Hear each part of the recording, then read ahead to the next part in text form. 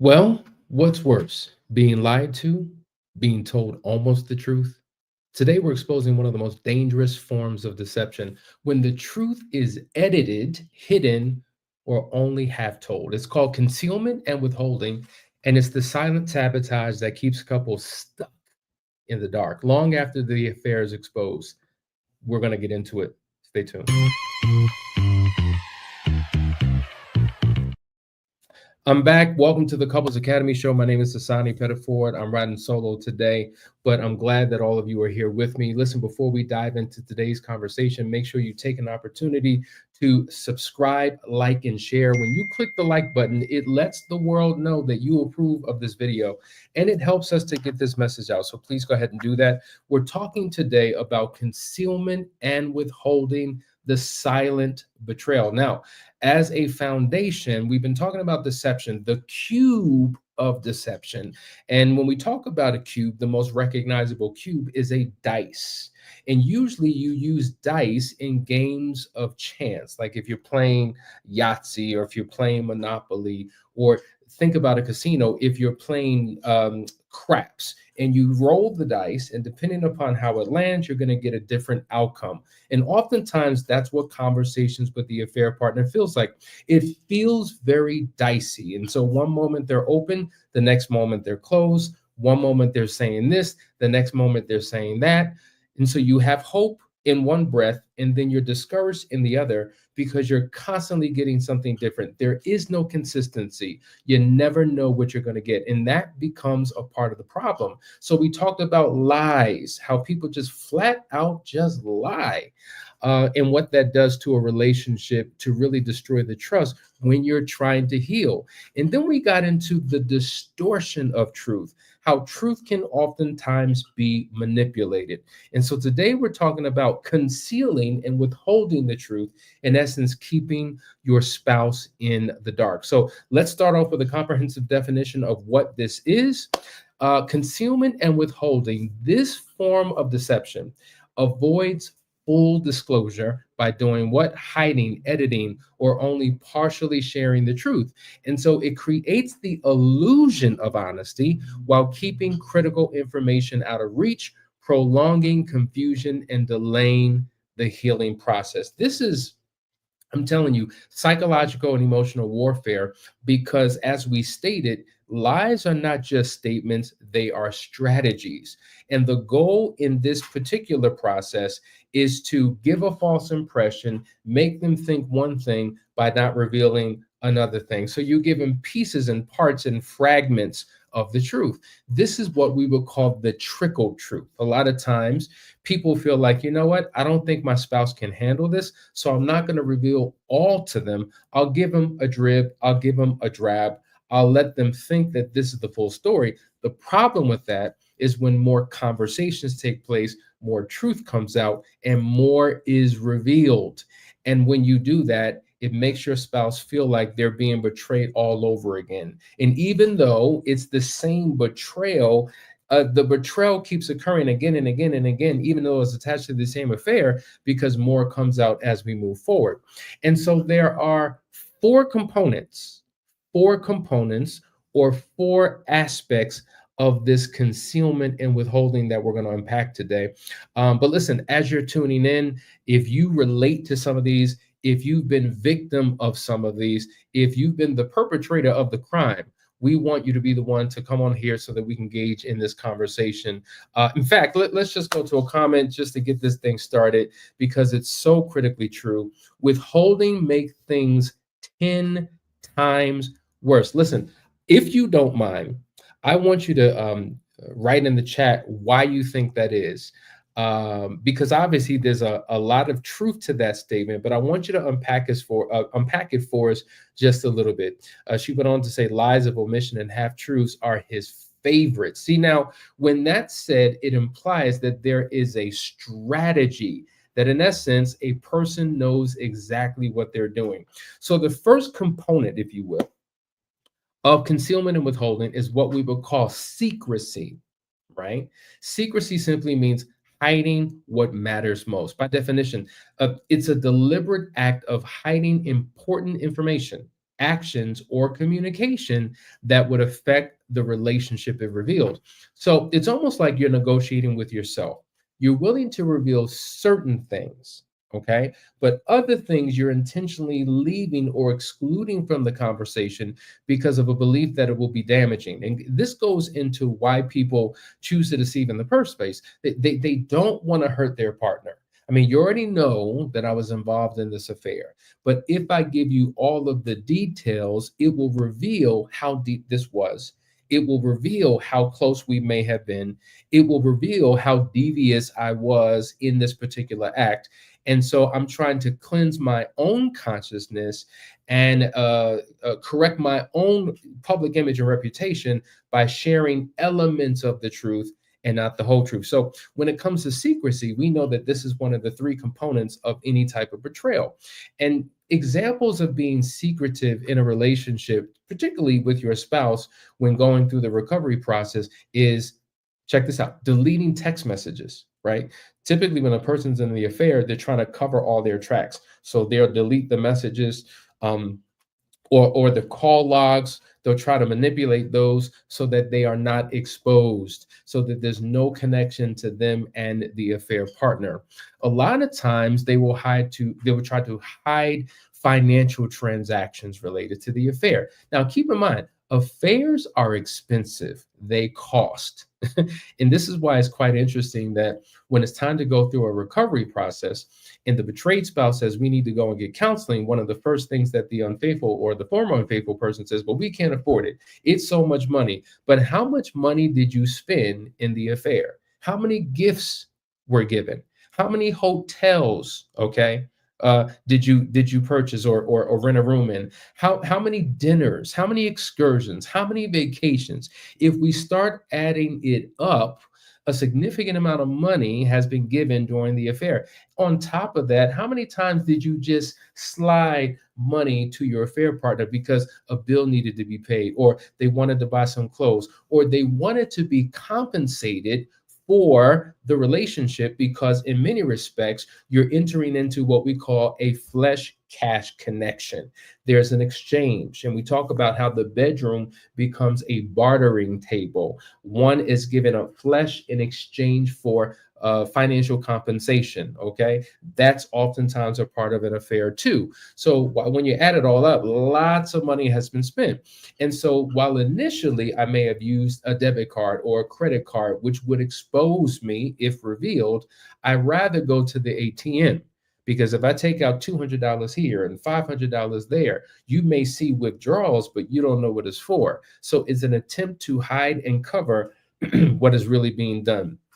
Okay. And the other type of secrecy that we see, and there's no short list to this, right? The list can go on and on.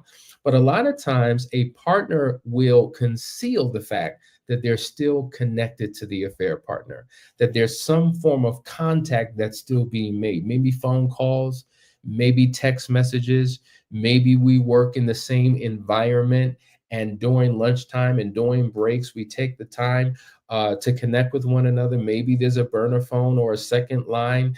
We've used social media apps. We've used all types of things that will delete the conversation once each other exchange and sees what the other said. And so this emotional connection or physical interaction is kept in secret, which allows the relationship to continue. Now, some would say, well, listen, the affair was over, 6 months ago.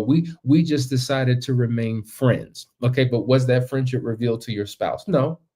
9 times out of 10, well, no, 10 times out of 10, well, 9 times out of 10, it wasn't, because sometimes people justify, well, we're just friends. We're not doing anything. We're just having conversations, though they still try to hide it from their spouse. And so when you're engaged in this level of secrecy, you got to understand what it actually does to the spouse. Okay. Number one, it keeps them shut out from the relationship.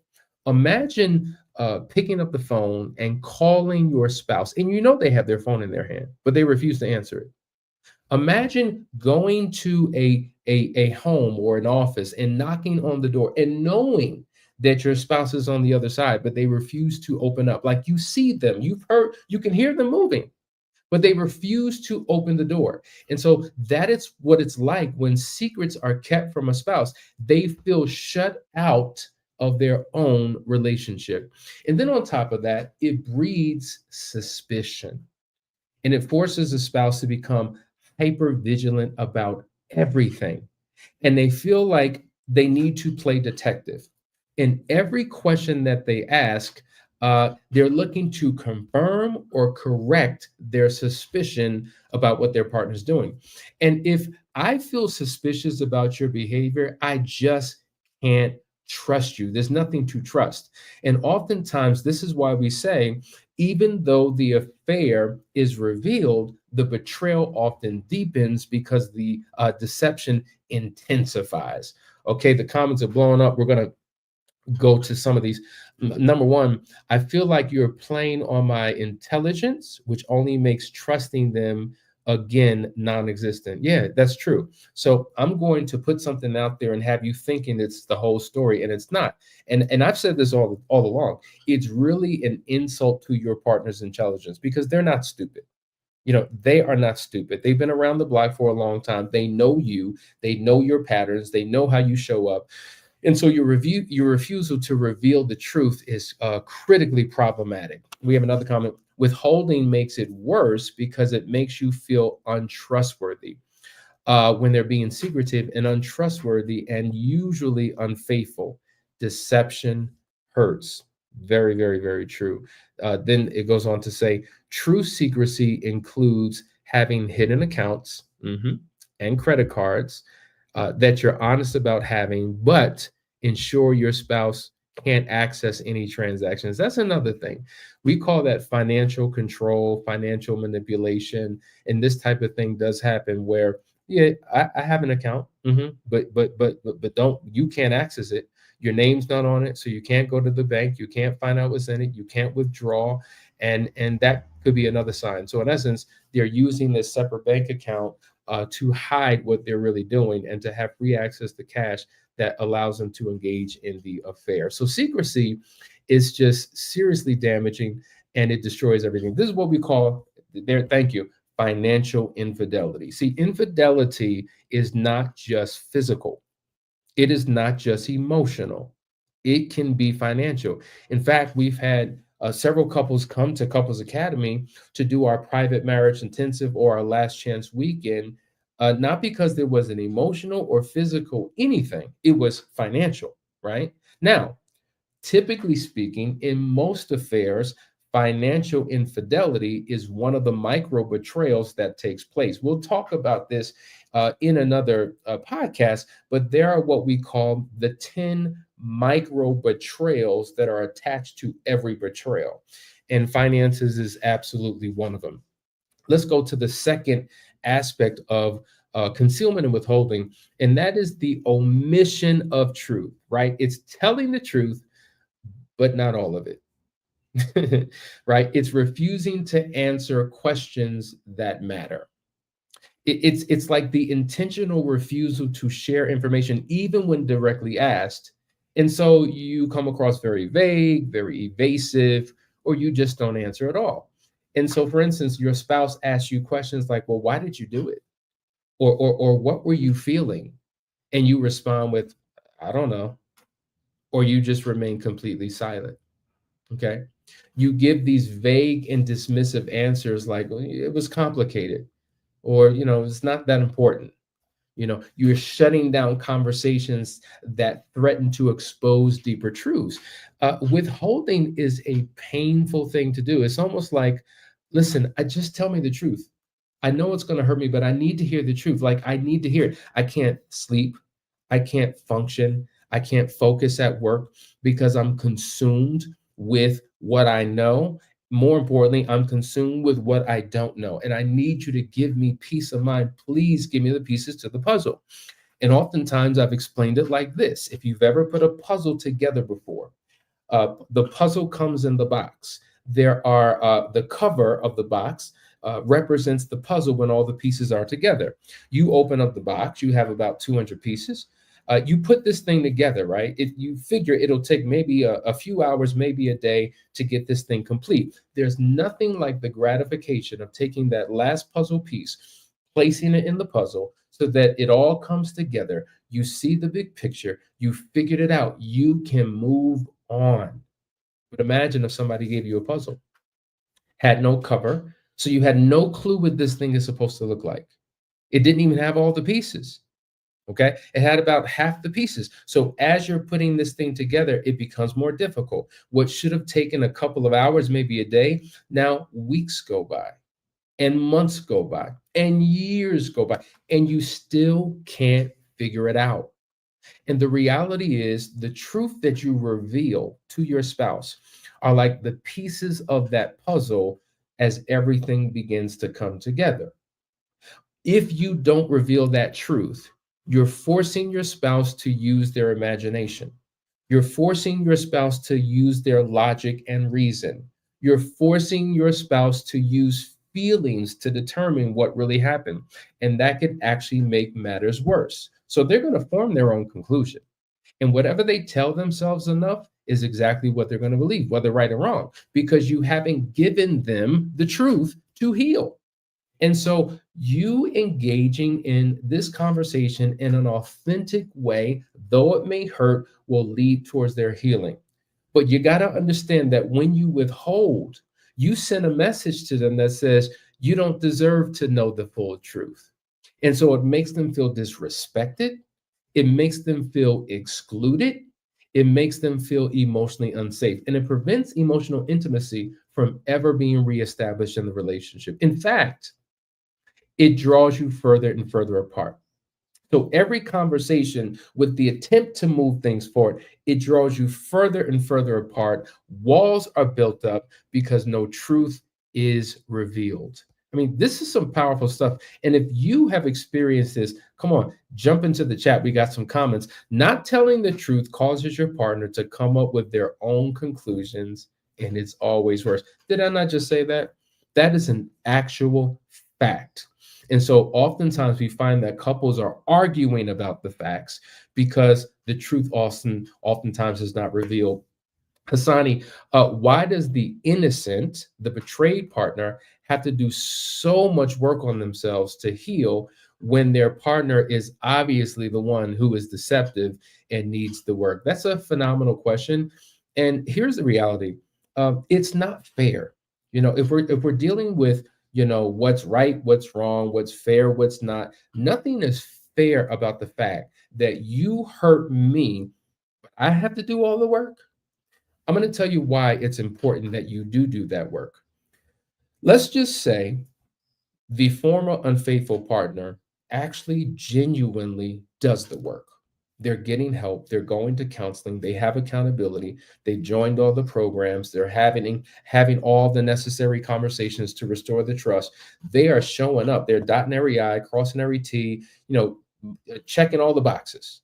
They are literally becoming the person that they should have been in the beginning. Their change and transformation doesn't take away the responsibility that the betrayed spouse has in healing themselves and going on a journey of personal transformation.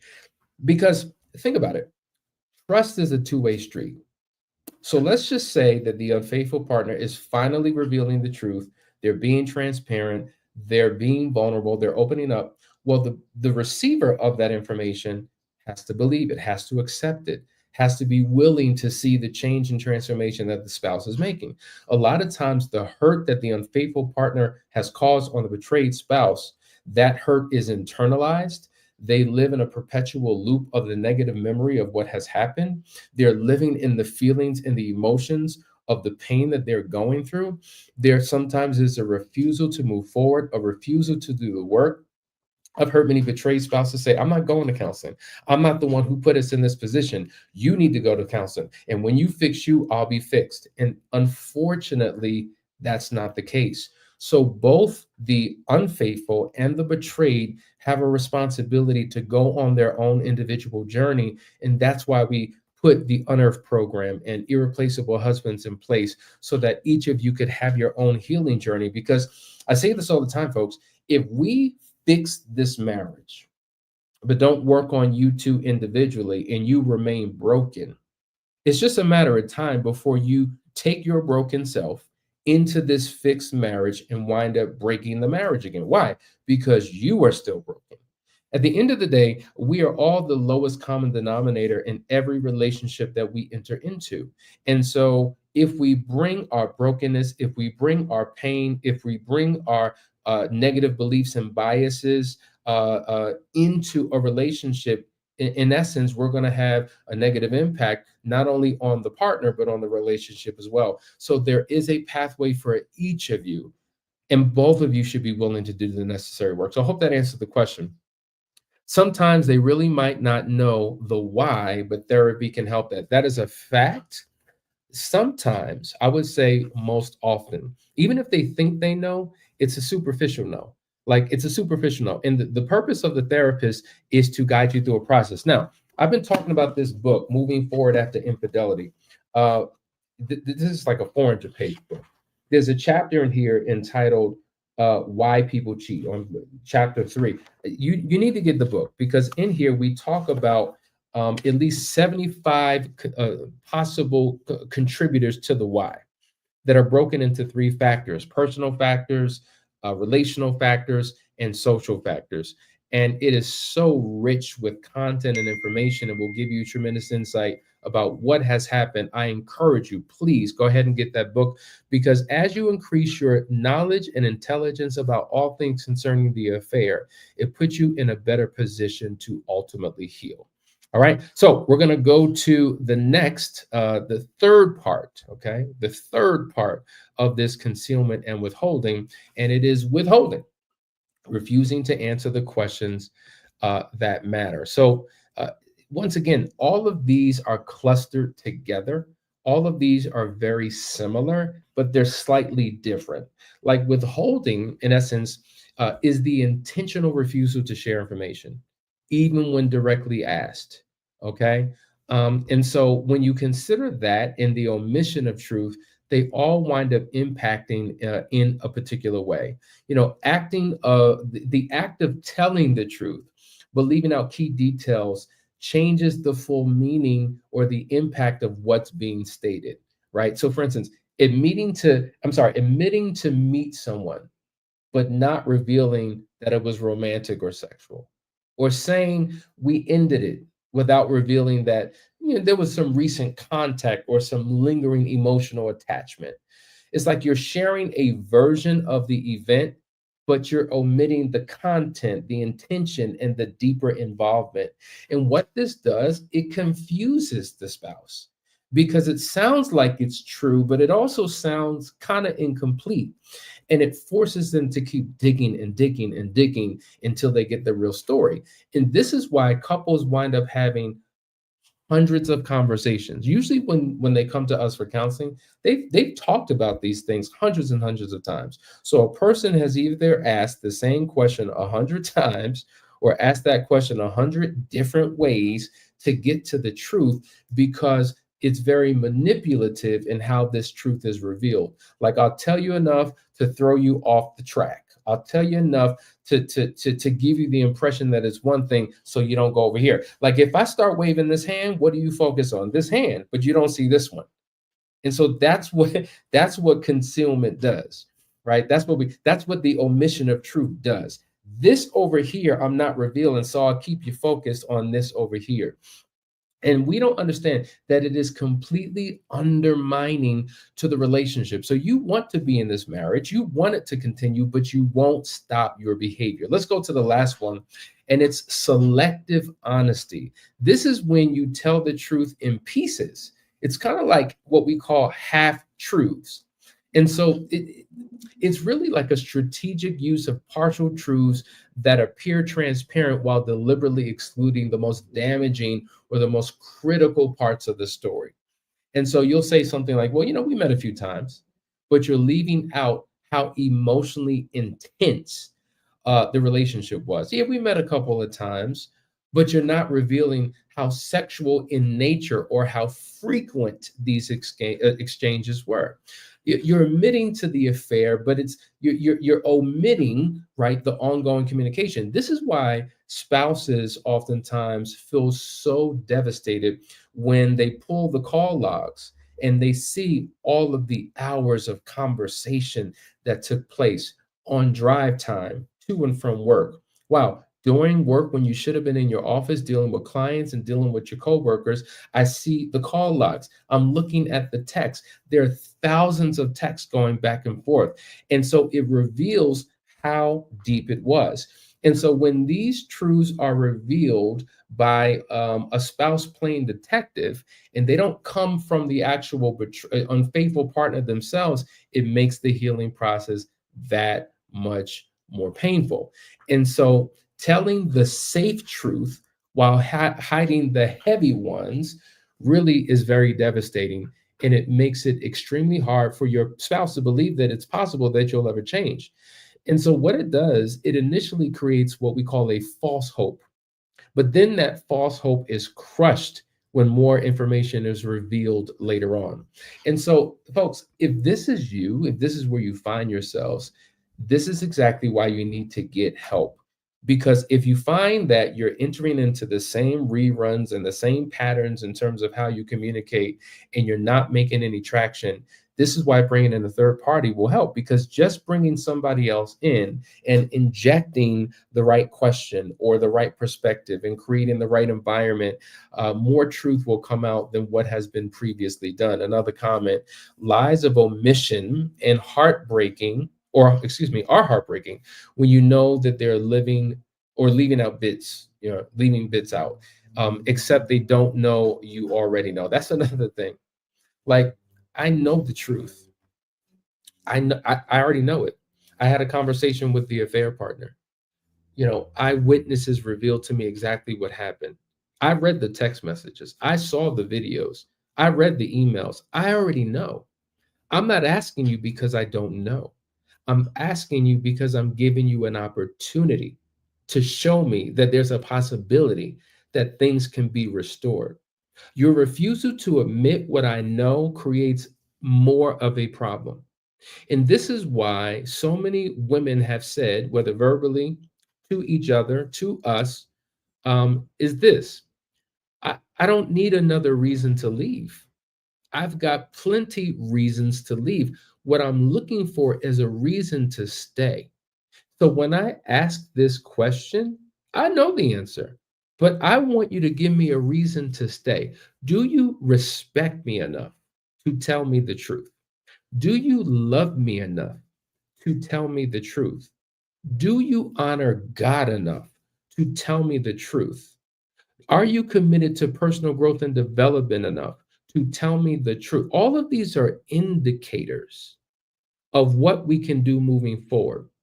And so this is why we say, typically speaking, it's not the betrayal that ends the marriage. Like, people don't divorce because of infidelity when you look at the statistics, but it is the refusal to reveal the truth, and it's the refusal to change and transform and become who you need to be after the affair is disclosed that will lead to ultimate divorce. And so this is why we have our last chance weekends, our private marriage intensives, our one-on-one sessions, to be able to help you navigate through these very difficult times. And so I hope that you got something out of today's conversation. Appreciate you for tuning in. We're going deeper. We've only covered 3 faces of this cube of deception. Once we go through all of these faces, you will have a masterclass on how to assess the level of honesty that your spouse is engaging in. And then from there, you can make decisions that will serve you best. Listen, guys, love you, appreciate you. If you're interested in working with us, go to the description. There's a link that you can click on. Set up a free discovery call. Let's see how we can help you. We're going to end with this commercial, and we will see you on tomorrow. Take care.